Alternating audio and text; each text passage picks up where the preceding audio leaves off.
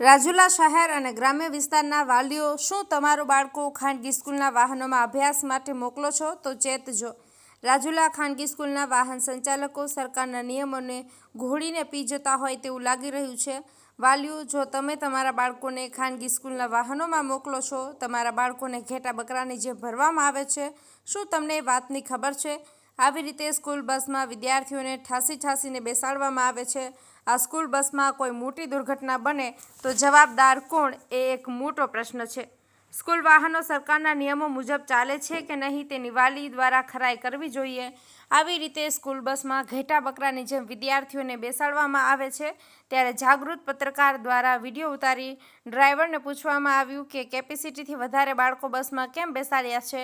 ત્યારે ડ્રાઈવર દ્વારા કહેવામાં આવ્યું કે 2 પાડીના બાળકો એક બસમાં બેસાડ્યા છે. શું આવી રીતે જ સ્કૂલ બસમાં વિદ્યાર્થીઓ બેસતા રહેશે કે પછી તંત્ર દ્વારા કોઈ પગલાં લેવાશે, તે એક મોટો સવાલ છે.